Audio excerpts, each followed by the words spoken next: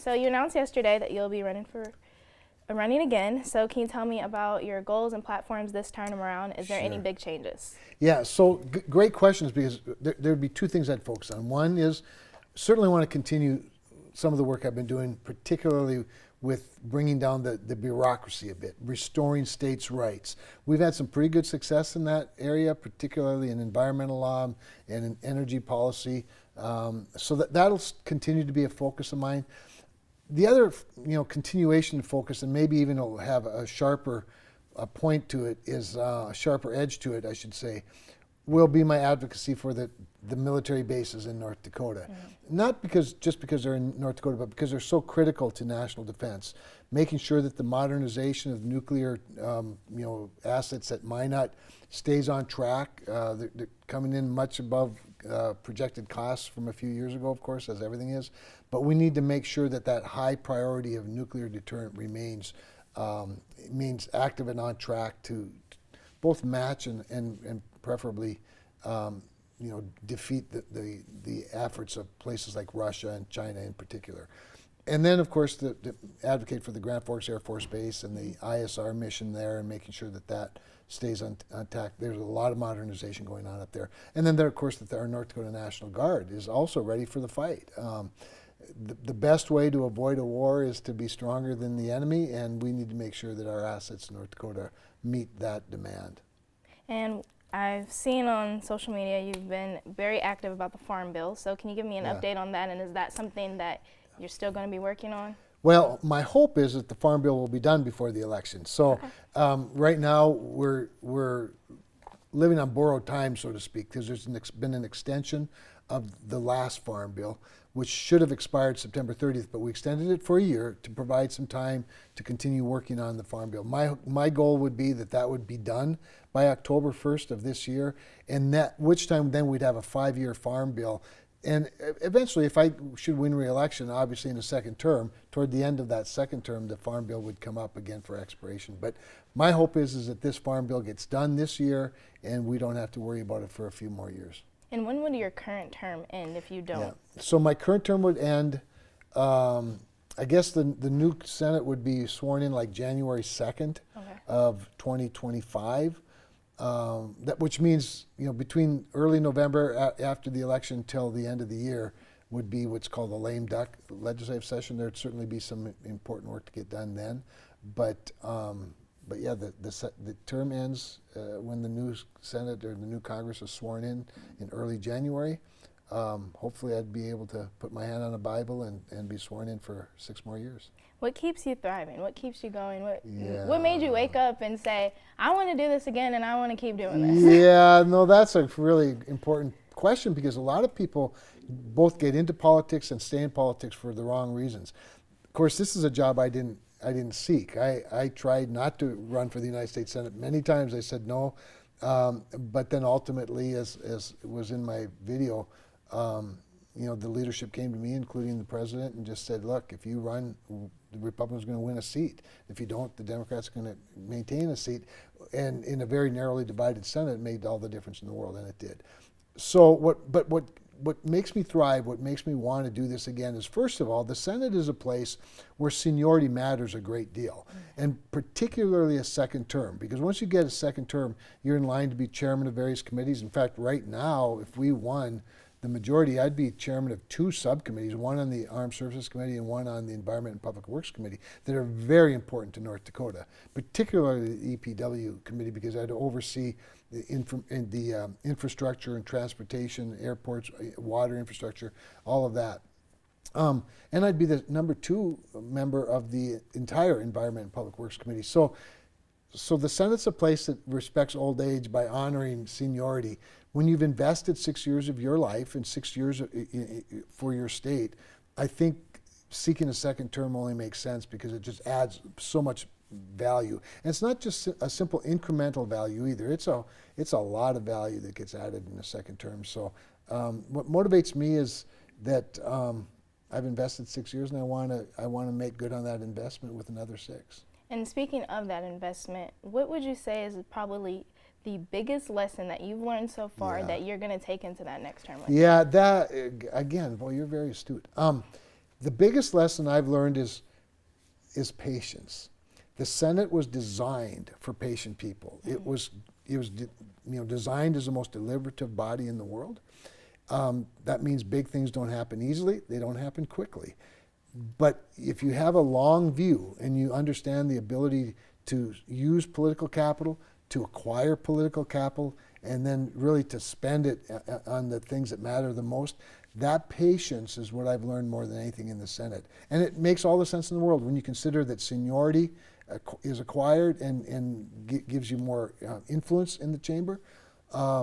And then the fact that things take a long time to happen and political capital is accumulated and stored and then spent on the big things for the people you work for. That's what I've learned more than anything in the Senate is how to be patient, how to collect political capital, and then how to spend political capital. Okay.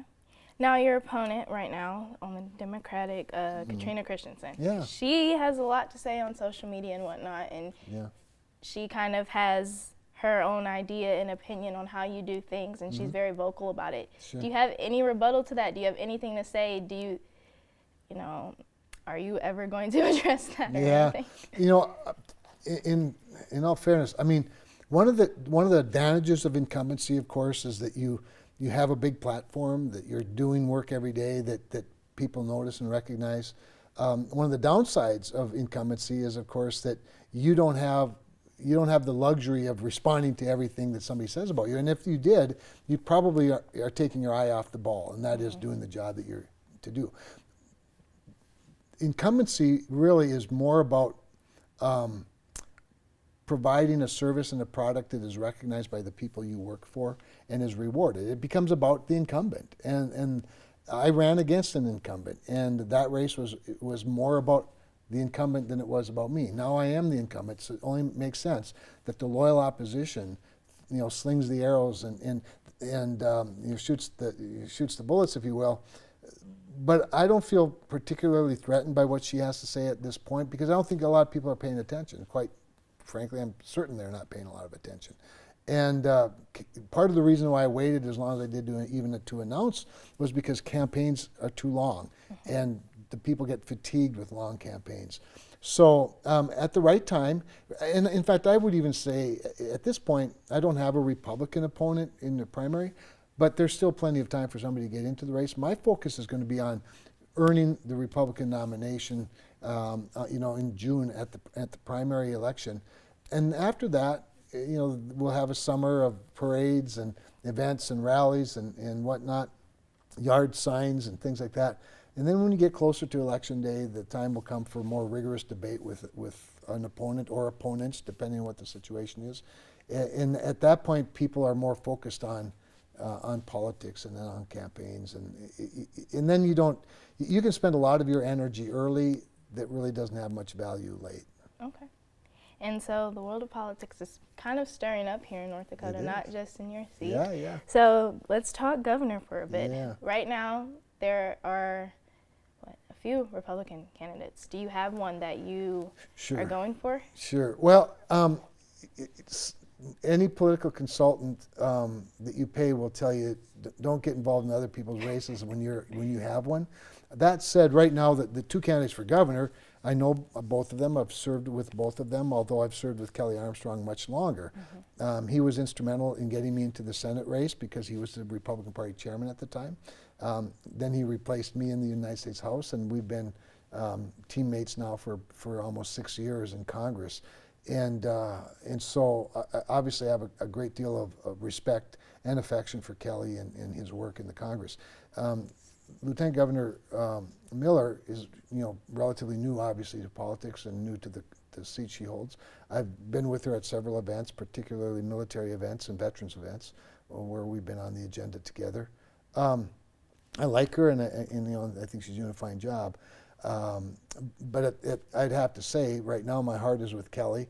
I just have such great respect for what he and his family have done in our state, and his path, I think, to the governorship is one that that prepares him very well for the job. Okay.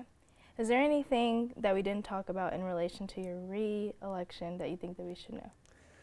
I don't think so. Other than I guess maybe I would just reemphasize that this was not a job I sought so much as the job sought me.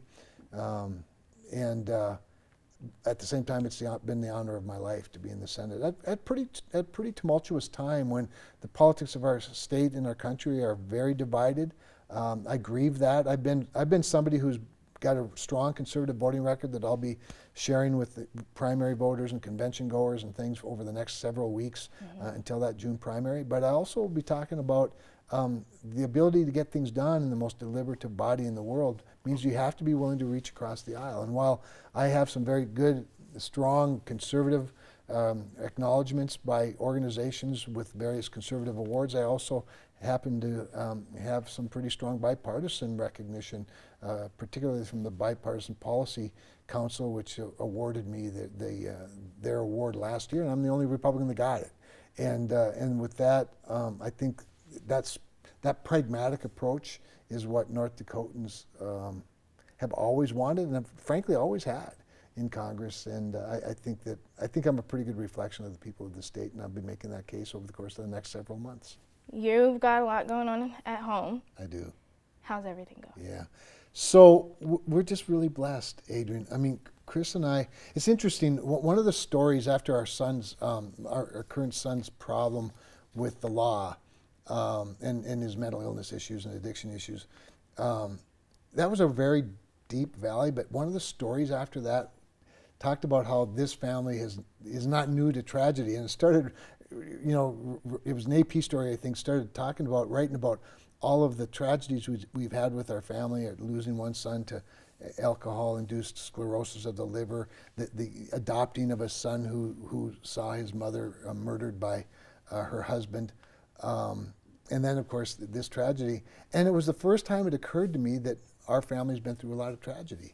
And the reason for that is simply that I walk through life, as does Chris and our daughters and our son, as people of faith, grateful for the incredible blessings that we have. And I just tend to focus on gratitude and the blessings that we enjoy. That doesn't mean we don't take our problems seriously. But as far as our daily walk, it's really one of gratitude, one day at a time, prayerful for our family, of course, but also grateful for sort of the outpouring of support from not just people we know, but people around the world that watched what happened, saw the news, and were grateful for the transparency, I think, that we demonstrate. I mean, here I sit with you in your studio, willing to answer whatever question you ask me, because I think transparency is a gift. I think that it's something we should expect of our public officials, but I think it's also something that's healthy when it comes to sharing the burdens of life, so that those burdens are lighter. So maybe more than you asked for, but we're doing fine. But thank you. Yeah. You are an individual yourself, but you are also a political figure, So do you think that what is happening and what happened is going to affect your campaign? Well, I don't know that it'll affect my campaign. Like I said, what's been most heartwarming is just the outpouring of support. And I will tell you, I hope he doesn't mind if I say this. I mean, one of the very first phone calls I got was from Kent Conrad, somebody that used to have this seat before Senator Heitkamp had it. One of the next people I heard from was Senator Heitkamp. And then, of course, my colleagues back in Washington. It's hard for people, it's much harder for other people to talk about than it is for me, as you can maybe tell. But I think part of the therapy, if you will, is to talk about things, to talk them out. I have a great support group of members, Republicans and Democrats, House members and senators that would pray together and fellowship together once a week in Washington. And what I see through all of this is that tragedies as well as victories are something that real people relate to on a regular basis. And I think it helps actually connect us. So in terms of the campaign itself, it may affect me in the sense that I maybe have some focus other places, but at the same time, I think they're relatable issues. And you know, at the end of it, we'll just see how people respond. But I'm very faithful in the people of North Dakota. I just think they see through it all. Okay. And you're still a dad. Like I said, you're an individual. I am a dad. Yeah. So how is your relationship with Ian? Do you guys talk? Are you going to be helping him out through this? Yeah, it's a great question. Actually, we don't talk much. I mean, in fact, I haven't talked to Ian since he was arrested. Chris has a couple of times, but while he mounts a defense for himself and working with his lawyer and whatnot, I just really think it's best we don't get overly involved. Chris is a witness of course, to some of what happened. She was with him that night when he took the car and whatnot. So at this point, it's just been better off to keep a little bit hands off. We sent stuff to him on his birthday, and hope he reads some of it, and things. But no, we'll just have to see how it all plays out. I pray for him every day, multiple times every day. He's the first thought I have when I wake up every morning, and so I always pray for him and just pray that God's holding him close and reveals himself and lets him know how much he's loved, and so we communicate that way. But that'll evolve through time as he goes through the process. Now, when you ask me if I'm going to help him through it, this is how we help him, and we do like I said, send him some things for his health, for his mental health, his spiritual health, and other things. What we haven't done is participated in providing any financial resources for legal fees and things like that, because he's a 43-year-old man that's suffering from certainly some issues, but some of those issues are also his own choices. And I would never want to be viewed as trying to tilt the scales one way or the other. As far as I'm concerned, Ian is in the safest place he can be, in the place that he belongs, in jail right now, and we'll let the justice system work through all of that. The tragedy that surrounds his arrest, of course, being the death of a police officer, reminds me that our police officers are our heroes. A police officer literally gave his life to save Ian's, and that wasn't Ian's intent, nor was it Officer Martin's intent. But that's what happened, and that's what police officers do every single day for us. They put their lives on the line for the safety of people who are innocent, as well as people who don't deserve it. And to me, it just heightens my affection and respect for the men and women who serve us in the military, as well as in local and state and national law enforcement. All right. Is there anything else that you think that we should know? No, that seems to cover it. Sounds good. You're pretty good at getting stuff out of me. Thank you. Yeah.